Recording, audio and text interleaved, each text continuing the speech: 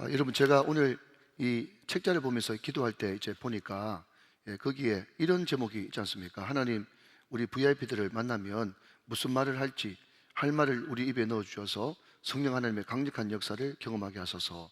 그 기도 제목을 보니까 하나 떠오르는 그런 예화가 있는데, 여러분, 어떤 서울의 교회 다니는 믿음 좋은 형제가 이제 면접을 앞두고 있었어요.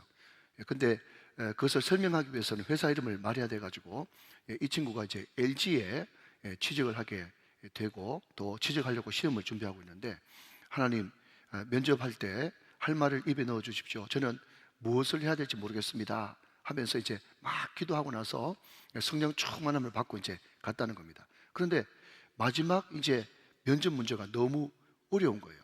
뭔가 하면요, 그 문제가 원과 타원의 차이가 뭔지 이야기하세요.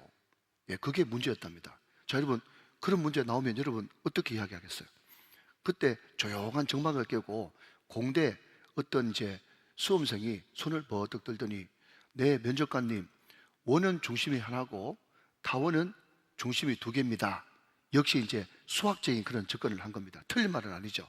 자, 그런데 여러분, 그 회사에 면접 시험을 보는데 원과 타원의 차이를 이야기하세요 할 때 원은 중심이 하나고 타원은 중심이 둘입니다, 그런 이야기 들으려고 여러분 문전했겠습니까?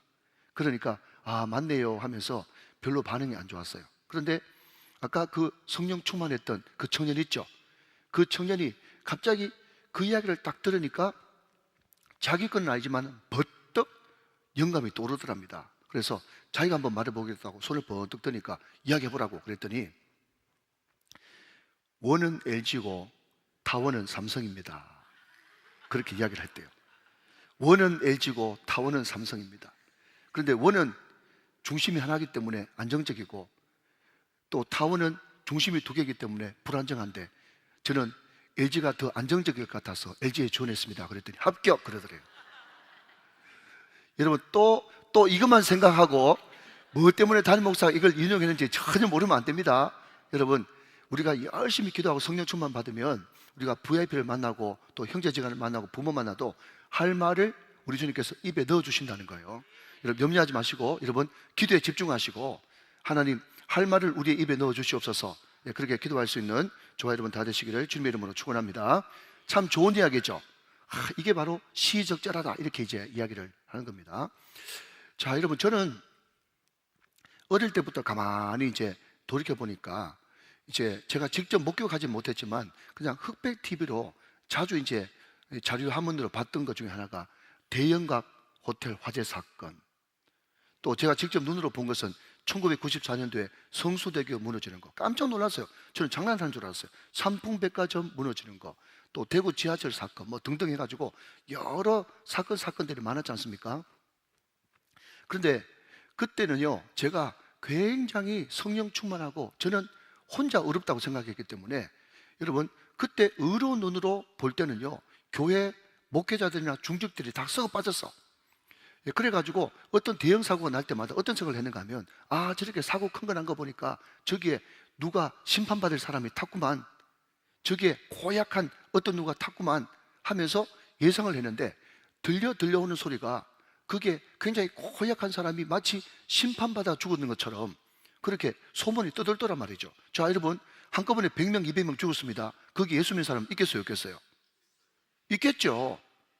그러니까 그게 여러분 어떻게 보면 당연한 일인데도 자기가 의롭다고 자기 의에 가득 찬 사람은 뭔가 하면, 저 사람 심판받아 죽었어, 저 사람 하나님 앞에 그냥 쳤어, 그냥 하나님 앞에 그냥 당한 거야, 이 생각을 자꾸 하게 된다는 것입니다. 자, 여러분, 오늘 우리가 읽은 본문을 생각하면서 목사님이 앞에 뭐 대형각 호텔 사건 뭐 이렇게 재앙을 막 이야기한 거 보면 뭔가 이제 연관되어 있으면 빨리 신학교를 가셔야 됩니다. 아시겠죠? 제가 왜 이런 이야기 하는 줄 알겠죠? 무슨 이야기가 하면, 여러분, 오늘 본문에 누가복음 13장에 보니까 큰 대형 사건 두 사건이 지금 기록되어 있습니다. 하나는 뭔가 하면 일명 이 갈릴리 사람 피습 사건입니다. 또 하나는 실로암 망대 사건이에요. 무슨 이야기인가 하면, 여러분, 제가 지난번에도 한번 말씀드렸지만 그 이스라엘 팔레스타인 지방에 여러분 이제 세 사람이 다스리고 있다고 했지 않습니까? 크게 세 사람, 그죠? 이 아래쪽은 유대 총독 빌라도가 다스리고 있었고, 저기는 헤롯, 필립, 또 헤롯 안티파스, 뭐 안디바, 그죠? 빌립, 이런 사람들이 이제 다스리고 있었어요. 근데 갈릴리 지역을 다스리고 있었던 사람은 헤롯 안디바, 헤롯 안티파스였어요. 거기 분봉왕이에요. 밑에 유대 지역에는, 예루살렘 지역은 빌라도 총독이 다스리고 있었단 말이죠. 그러니까 다스리는 주군이 다르니까 한 나라지만, 그럼에도 불구하고 마치 한 나라에 그냥 세 나라처럼 서로 좀 관계가 별로 안 좋았단 말입니다. 여러분, 우리가 옆쪽하고 별로 안 좋은 것처럼 말이죠. 여러분, 제가 꼭 그렇게 이야기하지 않겠습니다. 분열되기 때문에. 그리고 또 우리 가까운 나라 일본하고도 별로 안 좋고 그렇지 않습니까? 그처럼 괴리감이 있었단 말이죠. 그런데 그 갈릴리 사람이라도 여러분 그냥 절기를 따라 가지고 제사는, 또 절기 지키러는 어디 가야 됩니까? 예루살렘에 가야 되거든요. 근데 그 갈릴리 사람들이 여러분 그 어부 출신들이 많지 않습니까? 그러니까 그 사람들이 굉장히 완고하고 고집이 세고, 또 사람들이 굉장히 억세고 완고했답니다.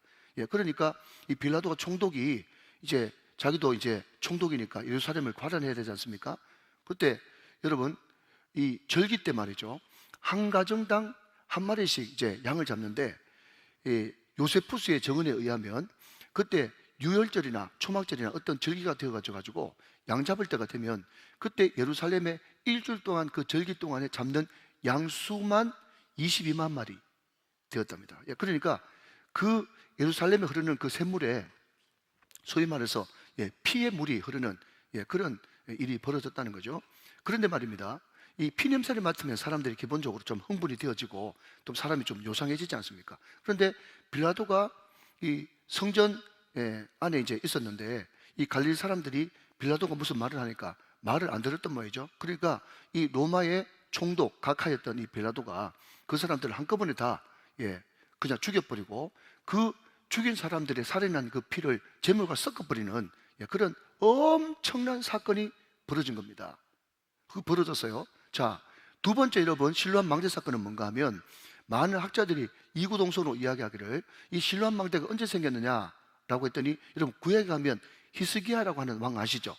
여러분 히스기야 왕이 그때 전쟁이 나가지고 여러분 꽁꽁 포위되니까, 여러분 성 바깥에 흐르는 물을 여러분 안으로 좀 끌어들이기 위해서, 지금도 성지순례 가면 히스기야의 우물이라는 것이 있죠. 여러분 히스기야의 우물이 결국은 어디하고 연결됩니까? 실로암하고 연결이 되거든요. 그러니까 여러분 히스기야 시대 때, 그때 히스기야가 언제쯤 되는가 하면 주전 7세기 8세기 그때 인물이거든요. 그때 여러분 그러니까 700년 전에 세웠던 그 실로암 망대가 너무 허술하니까, 오래됐으니까 무너졌던 모양이죠. 그때 그 실로암 망대가 무너지는 사건, 우리로 말하자면 여러분 성소대가 무너지고 삼풍배까지 무너지는 그런 사건이 일어나가지고 그때 18명이 실로암 망대에 깔려 죽었던 모양입니다. 그러니까 그때 당시에는 그것이 굉장히 큰 뉴스였던 모양이죠. 자, 여러분 세월호 사건도 마찬가지고, 아무튼 여러분 이런 큰 사건이 날 때마다 제가 서두에서 말씀드렸듯이 사람들은요 두 가지 반응이 일어납니다. 두 가지 반응, 엄밀하게 이야기하자면 세 가지 반응이죠. 첫 번째 반응은 뭔가 하면, 저 사람들이 저렇게 죽는 거 보니까, 비참하게 죽는 거 보니까 죄를 많이 지었던 모이지 하면서 여러분 그 사람을 정죄하고 그 사람을 손가락질하는 거죠. 자, 여러분 그 사람을 심하게 정죄하면 정죄할수록 여러분 이것을 거꾸로 바꾸면 무엇을 의미하는 겁니까? 나는 그 사람보다 의롭고 괜찮다, 그렇기 때문에 나는 살고 그 사람은 죽었다 라고 생각하는 그런 마음이 있다는 거죠. 여러분 그게 꼭 욥의 친구 같은 그런 생각 아닙니까? 그런데 성경은 절대로 그것을 여러분 기뻐하지 않는다라는 것입니다. 그런 생각하면 안 된다 라고 이야기하면서 오늘 성경도 이렇게 이야기합니다. 자, 여러분 2절 말씀 보시죠. 대답하여 이르시되 너희는 이 갈릴리 사람들이 이같이 해받음으로 다른 모든 갈릴리 사람보다 죄가 더 있는 줄 아느냐? 3절 말씀 답을 줍니다. 너희에게 이르노니 아니라 너희도 만일 회개하지 아니하면 다 이와 같이 망하리라 라고 하면서, 그 사람들, 거기 사고로 죽은 사람들, 깔려 죽은 사람들, 그 사람들이 너희들보다 죄가 더 많아서 죽은 게 절대 아니라고 우리 주님께서 확실하게 선언했습니다. 우리도 얼마든지 그렇게 될 수 있다라고 생각하는 것이 옳다라는 것이죠. 자, 여러분 한 걸음 더 나가서 4절 5절 한번 더 확인해 보시죠. 똑같은 이야기입니다만은, 또 실로암에서 망대가 무너져 치여 죽은 18사람이 예루살렘에 거한 다른 모든 사람들보다 제가 더 있는 줄 아느냐? 5절 다 같이 시작. 너희에게 이르노니 아니라 너희도 만일 회개하지 않으면 다 이와 같이 망하리라 라고 했습니다. 여러분, 그렇기 때문에 여러분, 첫째와 동시에 둘째를 이야기한다면 뭔가 하면, 우리가 이런 어마어마한 무시한 그런 재앙들을 바라보면서 나는 어렵다, 저 사람은 죄가 있는가 보지, 그렇게 생각하는 것이 아니라 진짜 정상적인 사람이라면 뭘 해야 된다고요? 나를 돌아보고 나한테는 어떤 죄가 없는지를 보면서 회개하는 것이 주님께서 원하시는 방향이다라는 것을 말씀하고 있다는 것입니다. 여러분, 우리가 때로는 이런 이야기 듣지 않습니까? 어떤 문제를 바라볼 때, 어떤 사람을 바라볼 때, 어떤 사물을 바라볼 때, 어떤 사람들은 여러분 유리로 바라보는 사람이 있고, 어떤 사람은 거울로 바라보는 사람이 있다고 그래요. 여러분, 유리로 바라보는 사람은 뭔가 하면요, 항상 시선이 밖에 있어요. 저 사람이 문제지, 정부가 문제야, 정책을 잘못해서 그래, 누구 문제야 하면서 항상 여러분 바깥을 보면서 그 사람들을 욕하는 겁니다.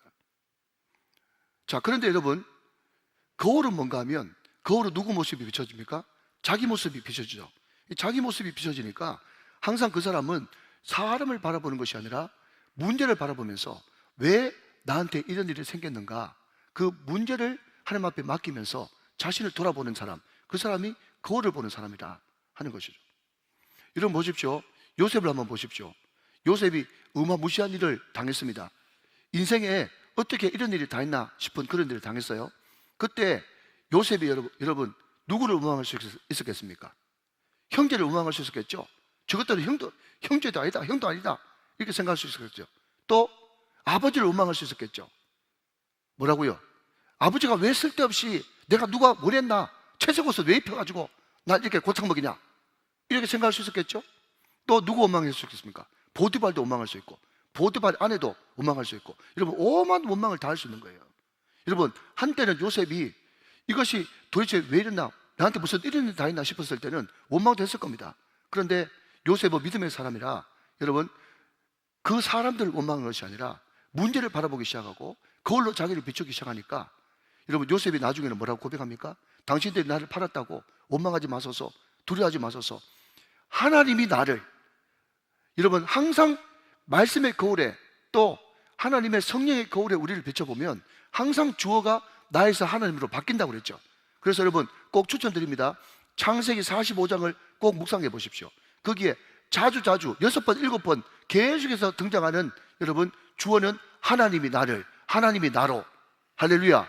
계속 하나님이 주어가 되어지는 거예요. 그러니까 하나님이 주어가 딱 되어지니까 문제가 새롭게 인식이 되어지면서, 아, 하나님이 나를 먼저 보내가지고 우리 가족 구원하시고 우리 민족 전체를 다 구원하시려고 나를 선교사로 먼저 보내셨구나, 그것을 발견하게 된다는 것입니다. 여러분 아까 성수대교에 무너지는 그 이야기를 했습니다만은, 여러분 제가 뚜렷하게 기억하는 것은 1994년도 확실하고 10월 달인데, 그때가 여러분 난 날짜는 잘 모르겠는데 그때 금요일이었어요. 그때 금요 기도회 때 막 울면서 같이 기도하고 그랬거든요. 그런데 제가 아는 어떤 목사님 이야기 들어보니까 그때 여러분 서울에 무학여고 다니는 애들이 그 등교하다가 버스 2대 나눠 타서 그치 많이 죽었어요. 근데 자기가 맡고 있는 애들 중에서 무학여고 애가 있었는데 말이죠, 그 애가 좀 신앙도 좀 별로, 또 예를 들어서 생활도 좀 별로였던 모양이죠. 그래서 그때 정상적으로 학교 등교했으면은 자기도 그 성수대교 그 건너가다가 그냥 소위 말해서 떨어져 죽어야 되는데, 그때 학교 가기 싫어가지고 지각했대요. 지각해서 살았대. 근데 그 애 이름이 구체적으로 있는데 우리 교회 권사님 중에도 있어가지고 말은 안 못해요. 예. 예, 있어요. 그 자매가 있는데, 근데 이 고등학교 애가 말이죠, 평소 때 신앙도 미지근하고 또 생활도 미지근하고 좀 굉장히 어중간해 했는데, 그 엄청난 사건을 경험하면서, 그 목사님이 신반포교회 다니셨는데 신반포교회 중고등부 예배 오더니 애가 막 펑펑 금요기도에 와가지고 막 펑펑 울기 시작하는데, 그때 하나님을 뜨겁게 만나버린 거예요. 뜨겁게 만나버려가지고 인생이 완전 헷가닥 뒤집어져가지고 지금 유명한 목사님 사모님이 됐대요. 이름만 대면 아는, 유명한 사모님이 됐다고 이야기합니다. 그러니까 여러분 무슨 이야기를 하고 싶은가 하면, 하나님이 여러분 어떤 문제를 만났을 때 여러분 우리 의를 생각하면서 다른 사람 욕하고 나는 괜찮다고 생각하지도 말고 또 나를 여러분 거울로 돌아보면서 회개하면서 여러분 돌이키는 그런 사건들이 그런 현상들이 있어야 되는데 그렇게 되어질 때 주님께서 주시는 여러분 축복이 뭔가 하면 세컨 찬스를 주신다는 거예요. 사랑하는 여러분, 하나님이 우리가 큰 어마무시한 그런 일을 당했을 때 그리고 우리에게 우리 인생 도상에서 이런저런 일이 났을 때 하나님이 우리에게 원하시는 것은 여러분 거울로 우리를 먼저 회개하고 바라보면서 우리에게 세컨 찬스를 주신 또 그 자매 말이죠. 아까 지각했던 그 자매, 살았던 그 자매가 여러분 다른 사람보다 죄가 없어가지고 살았습니까? 아니에요. 더 농땡이에요. 더 그런 자매예요. 그렇지만 하나님의 특별한 은혜로 여러분 살았기 때문에 아, 나에게 친구 못까지 다 열심히 살려고 하는 세컨 찬스를 주셨구나 생각하면서 여러분 그것을 믿음으로 받아들이는 것이 너무너무 중요하단 말이죠. 믿으시면 아멘 하시기 바랍니다. 그러면 세컨 찬스란 말이 어딨냐라고 이야기한다면 여러분 그 뒤에 열매 맺지 못하는 무화과나무 비유에 여러분 세컨 찬스라고 하는 그런 내용들이 나옵니다. 자, 여러분 6절부터 한번 보실까요? 6절. 이에 비유로 말씀하시되 한 사람이 포도원에 무화과나무를 심은 것도 있더니 자, 여러분 제 성경책에는 빨간색으로 되어 있어요. 그러니까 이 말도 예수님이 한 말씀이죠. 자, 여러분 저를 잠깐 보실까요? 근데 여러분 이 말이 너무 택도 없는 말인 게 뭔가 하면 여러분 이 당시에는요 그냥 무화과나무를 길가에 심지 포도원에 무화과나무를 심는 경우가 없었답니다. 여러분 한번 찾아보시기 바랍니다. 여러분 저는 한번 조사를 해보니까 무화과나무가 말이죠 어떤 특성을 가지고 있는가 하면 주변에 있는 영양분을 쏙 다 빨아먹는 나무랍니다. 그런데 여러분 이스라엘에서는 누가 뭐래도 무화과보다 포도가 더 상품 가치가 높았거든요. 그러니까 여러분 지금 예수님께서 그냥 말도 안 되는 그런 비유를 드는 겁니다. 알아듣게 하기 위해서. 포도원에 무화과나무 심는 경우는 있다 없다? 없어요. 그런데 포도나무에 무화과나무를 심었다는 말은 뭔가 하면 그 무화과나무에게 특별 대우를 해줬다, 이런 뜻을 의미하고 있는 겁니다. 이해가 되시면 아멘. 자, 그런데 말입니다. 자, 여러분 6절 한번 더 읽을게요. 이에 비유로 말씀하시되 한 사람이 포도원에 무화과나무를 심은 것이 있더니 와서 그 열매를 과했으나 얻지 못했어요. 특별 대우를 해줬는데 얻지 못했습니다. 그랬더니 여러분 포도원지기에 이르되, 자, 포도원지기는 누군가 하면 예수님이에요. 주인은 하나님이고 포도원지기에게 이르되, 그 다음 보십시오. 내가 3년을 와서 이 무화과나무에서 열매를 구하되 얻지 못하니 찍어버리라. 어찌 땅만 버리게 하겠느냐. 어렵지 않죠? 무슨 말인지 다 알겠죠? 자, 여러분 무화과나무는 말이죠 보통 이제 그 상식적으로 아는 것은 봄, 가을에 한 번 열매를 2번 맺는답니다. 물론 주로 맺는 그것은 가을이고 이제 봄에도 열리는 그런 이제 무화과 열매가 있는 거예요. 그때 예수님이 무화과나무 조조하신 그 사건이 다 연관이 되어지는 거예요. 자, 그러면 여러분 1년에 봄, 가을로 2번 열매 맺는데 3년 동안 열매 못 맺었으면 몇 번 기회를 준 겁니까? 여보세요? 모르세요? 자, 1년에 2번이면 3년이면 몇 번이요? 6번 기회를 줬는데 열매를 못 맺었단 말이죠. 그랬더니 주인이 포도원지기 예수님한테 찍어버리라, 심판해라 라고 이야기를 했다는 겁니다. 어렵지 않죠? 어렵지 않습니다. 자, 여러분 8절을 보세요. 그때 여러분 우리 예수님이 뭐라고 이야기하는가 하면 대답하여 이르되 주인이여 금년에도 그대로 두소서 내가 두릅하고 그름을 주리니 그랬습니다. 자, 여러분 금년에도 그냥 두소서라고 이야기했습니다. 그러니까 여러분 우리가 이걸 읽으면서 여러분 우리는 뭘 묵상할 수 있는가 하면 우리에게 남은 기회가 많다 적다? 많지 않다는 거예요. 지금 여러분 이때까지 우리가 많이 실패했어요. 하나님이 수없이 기회를 줬음에도 불구하고 우리는 그때마다 열매를 못 맺은 사람이라니까요. 물론 열매 맺은 분도 있지만 그냥 해석하니까 여러분 이해하시기 바랍니다. 우리는 열매도 없이 그냥 깡통처럼 살았어요. 오늘 여러분 예수님께서 성령을 통해서 담임 목사 앱을 통해서 말씀하는 겁니다. 어제도 말씀드렸듯이 우리 인생에는 2가지 종말이 있다고 그랬습니다. 하나는 뭐죠? 개인적인 종말이 있어요. 개인적인 종말이 뭐라고요? 내가 죽는 게 개인적인 종말이에요. 인류의 종말이 있습니다. 인류의 종말이 뭐죠? 예수님 재림하면 끝나는 거예요. 그러니까 여러분 지금 이 메시지를 통해서 우리가 절실하게 받아야 되는 것이 뭔가 하면 우리 살 날이 얼마 남지 않았다. 잠깐이다, 잠깐. 금방 지나간다. 아무리 젊은 사람이라도 여러분 우리가 앞으로 7, 80년을 더 산다 할지라도 영원 세계에 비하면 한 점에 불과하다. 우리한테 기회가 별로 없다는 거예요. 기회가 별로 없다는 거예요. 그걸 인정하시기 바랍니다. 그러면서 여러분 1년만 더 기회를 주십시오. 세컨 찬스를 준다는 거예요. 사랑하는 여러분, 우리가 어떤 인생의 고난을 만나고 어떤 대형 사고가 턱턱 터질 때 그냥 그것을 자꾸 저 사람들이 왜 저렇게 행동했나? 죄를 지었는가 보지. 욥의 친구들처럼 자기는 옳았고 그 사람 뭔가 크게 잘못되는 것처럼 정죄하거나 여러분 손가락질하지 말고 나를 돌아보라는 거예요. 절대로 여러분 유리가 되지 말고 거울이 되라는 것입니다. 철저하게 나를 돌아보면서 사람 보지 말고 문제에 직면하면서 그 문제를 하나님께 가져가라는 것입니다. 그리고 여러분 다시 한 번 더 회개하고 돌이키면서 나에게 세컨 찬스, 한 번 더 기회를 주신 그 하나님 앞에 서 있어야 된다. 그 이야기를 하는 겁니다. 자, 여러분 또 8절 한번 보시면요, 대답하여 이르되 주인이여 금년에도 그대로 두소서 그랬습니다. 자, 여러분 주인은 하나님이고 포도원지기는 누구라고 그랬어요? 예수님이라고 그랬어요. 예수님, 그죠? 자, 지금 여러분 8절 말씀 보니까 주소서 두소서 하는 거 보니까 이게 무슨 문이에요? 기도문이죠.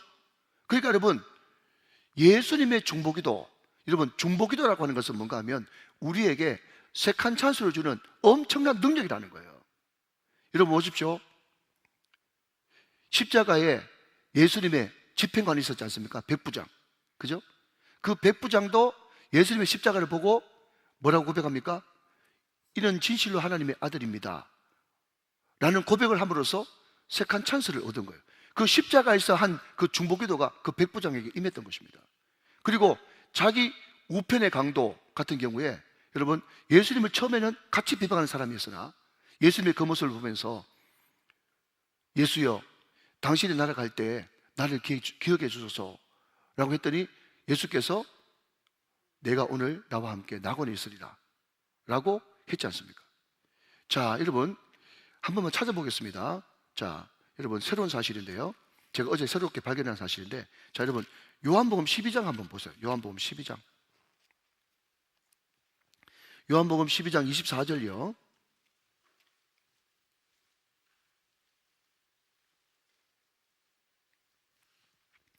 자, 잘하는 말씀이죠. 일단 한번 읽어보세요. 시작. 내가 진실로 진실로 너에게 이르노니 하늘의 밀이 땅에 떨어져 죽지 아니하면 하늘 그대로 있고 죽으면 많은 열매를 맺느니라. 굉장히 유명한 말이지 않습니까? 자, 유명한 말인데 이 유명한 말을 어떻게 하게 됐느냐라고 이야기한다면 그때 여러분 이 이야기를 한 대상이 있습니다. 대상. 자, 여러분 요한복음 12장 20절부터 한번 보겠습니다. 자, 좀 띄워주실래요? 제가 읽어볼게요. 22절까지. 자, 12장 20절. 명절에 예배하러 올라온 사람 중에 헬라인 몇이 있는데, 자, 여러분 성경 있는 분들 거기 한번 밑줄을 한번 그어보세요. 일단 밑줄 한번 그어보세요. 자, 요한복음 12장 20절 보고 계시죠? 예, 명절에 예배하러 올라온 사람 중에 헬라인 몇이 있는데 거기에 밑줄 그으시고요. 그들이 갈릴리 베세다 사람 빌립에게 가서 청하여 이르되 선생이여 우리가 예수를 배웠고자 하나이다 하니, 22절. 빌립이 안드레에게 가서 말하고 안드레와 빌립이 예수께 가서 여쭈니, 23절. 예수께서 대답하여 이르시되 인자가 영광을 얻을 때가 왔도다. 그러면서 하늘의 밀이 떨어져 그 이야기를 하고 있단 말이죠.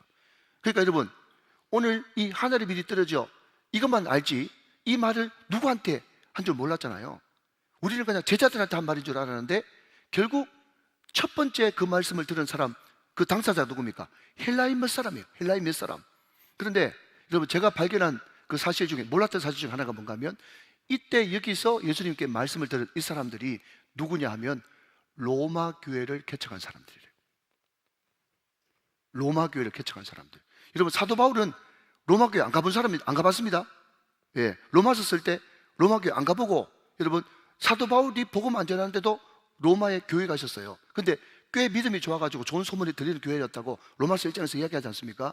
근데 그러면 그 사람한테 도저히 복음 전해준 사람이 없는데 누가 전했냐? 결국 사도 바울이 안 전했으면 결국 제자들이나 예수님이 직접 전했는데, 예수님이 직접 전했다고 했을 때 요한복음 12장에 나오는 이 헬라인 몇 사람이 로마 교회 개척 멤버였을 것이라고 많은 학자들이 써놨더라고. 그러니까 여러분 오늘 이 말씀 듣는 이 사람이, 제가 무슨 이야기를 하다가 이런 이야기 했는가 하면 세컨 찬스를 이야기하다가 이야기한 거거든요. 하나님은 항상 우리들에게 한 번 실패해서도 세컨 찬스를 주시는 분이십니다. 그러니까 그 기회를 반드시 이번에는 놓치지 말고 잡아야 되는 거예요. 뭐로요? 예배로 잡아야 되는 것이고, 기도로 잡아야 되는 것이고, 선교로, 전도로 잡아야 되는 것이에요. 그래서 세컨 찬스가 우리에게 주어진 시간이 얼마 길지 않습니다. 왜냐하면 한 해만 더 두고 보소서라고 했기 때문에, 여러분, 우리 인생이 많은 힘이 살았어요. 그렇기 때문에 이제 더 이상 미적미적거리면 안 됩니다. 여러분, 오늘 우리가 이렇게 예배드리는 이 자체가 세컨 찬스인 줄로 믿고 오늘 은혜 받아야 되는 것입니다. 보라, 지금은 은혜 받을 만한 때요. 보라, 지금은 구원의 날이로다. 여러분, 오늘 은혜 받고, 오늘 구원 받고, 오늘 능력 받아가지고, 오늘 성령 받아가지고, 여러분, 주님께서 나에게 주신 이 찬스를 놓치면 안 되는 거예요. 사랑하는 여러분, 꽉 잡으시기를 주님의 이름으로 축원합니다. 자, 그러면 여러분, 마지막으로 세컨 찬스를 여러분 잡으려면 우리에게 무엇이 필요한가? 라는 것을 간단하게 이야기하면서 말씀을 정리하도록 하겠습니다. 자, 여러분, 8절 말씀 다시 보세요. 8절 말씀. 볼펜 드시고. 대답하여 이르되, 그 다음 주인이여. 자, 거기에 동그라미 치십시오. 자, 전체 정리를 한번 해봅니다. 자, 저를 보십시오. 여러분, 우리가 인생에 굵직굵직한 어떤 사건들을 만날 때, 그죠? 내가 안 당했다고 해가지고 다른 사람 정죄하고 난 의로운 척하지 마라. 그게 제일 안 좋은 거다. 그럼 어떻게 됩니까? 나도 얼마든지 저 심판 대상에, 저 죽는 대상에 포함되어 있을 사람이고, 나는 저 사람보다 더 못 산 사람이기 때문에 내 자신을 거울로 돌이켜보면서 회개해야 된다. 회개하다 보면 한 걸음 더 나가서, 아, 하나님께서 나의 생명을 이렇게 연장시켜 주신 것은 그냥 앞으로 천년 만년 잘 먹고 잘 살려고 하는 것이 아니라 다시 한 번 더 세컨 찬스를 주시면서 깨어서 주님의 제자답게 살려고 하는 하나님의 뜻이 있다. 자, 그러면 내가 세컨 찬스를 받았다는 것을 진짜로 믿는다면 우리가 세컨 찬스 은혜를 받은 사람으로서 어떻게 살아야 되는가 라고 이야기한다면, 첫 번째는 주인이요. 자, 여러분, 하나님을, 예수님을 주인이요 라고 부른다면 우리는 뭐란 말입니까? 종의 자세로 살아야 된다는 거죠. 우리는 철저하게 종의 자세로 살아야 되는 거예요. 여러분, 출애굽기 32장에 보면요, 모세가 시내산에 올라가서 드디 내려옴을 보고 40일 동안 금식하면서 하나님 앞에 매달려서 여러분 십계명하고 성막 조감도 받아 내려가는데, 그 사이를 못 참고 그 아래쪽에 있는 사람들이 뭘 만들었습니까? 아론을 막 충동질 해가지고 금송아지 우상 만들었죠. 금송아지 우상. 자, 여러분, 우상이 여러 가지 개념으로 여러분 설명할 수 있겠지만, 우상이 뭐냐라고 물으신다면 자기 마음속에 정말 간절히 바라는 소원을 형상화시켜 놓은 것이 우상이에요. 만약에 내가 여러분 송아지가 되고 싶다 그러면 송아지가 우상이고, 또 뱀이 나를 구원한다 그러면 뱀 형상을 만드는 거예요. 또 하다못해 여러분 개구리가 신성하게 느껴진다 그러면 개구리 우상 형상을 만드는 거예요. 그러니까 우상이 뭐냐면 내 욕심 채우고 내 두려움 제거하기 위해서 내가 바라는 어떤 소원을 그냥 형상으로 만들어 놓은 게 우상이에요. 그러니까 한마디로 말하자면 우상이 뭐냐라고 이야기한다면 내 마음대로 부릴 수 있는 신을 만든 거죠. 그러니까 여러분, 우상 만든다는 것은 뭡니까? 뭐든지 자기 뜻대로 하겠다는 것을 의미한다는 거예요. 그러니까 자기 뜻이 흠뻑 반영된 것이 뭐라고요? 우상이다, 우상. 자, 그런데 말입니다, 여러분, 사도행전으로 다시 한번 넘어가 보면, 여러분, 사도 바울이 자기는 아시아 쪽에 가서 복음을 전하고 싶었는데 성령께서 그 길을 계속 막으시고 마게도냐 환상을 통해서 여러분 첫 번째 들어갔던 장소가 빌립보입니다. 여러분, 줄입니다. 무슨 이야기인가 하면 사도 바울이 이제 유럽 쪽으로 가가지고 빌립보 교회를 개척했는데, 여러분 대답하십시오. 바울이 원하는 대로 된 게 하나도 있습니까? 바울과 실라가 빌립보 감옥의 문을 찬송으로 열었다고. 여러분, 그 말 속에 뭐가 들어가 있습니까? 복음 전하다가 여러분 붙잡혀 가가지고 죽도록 맞았죠. 그 주 예수를 믿어라, 그저에서 나온 이야기잖아요. 무슨 이야기인지 아시겠습니까? 그러니까 무슨 이야기인가 하면 사도 바울이 여러분 아시아로 가려고 했는데 그것도 맞고, 여러분 유럽 쪽으로 가가지고 순종해서 갔으면 뭔가 좀 뭐 길이 열릴 줄 알았더니 예배처소도 없고 도와줄 사람도 없고, 여러분 가서 복음 전해가지고 또 귀신 들린 애 고쳐줬더니 또 장사 안 돼가지고 사도 바울 고발해가지고 또 빌립보 감옥에 갇혀가지고 죽도록 맞고 밤새도록 찬양 불렀다며. 그 찬양 부르는 소리를 간수들이 다 들었다면서요.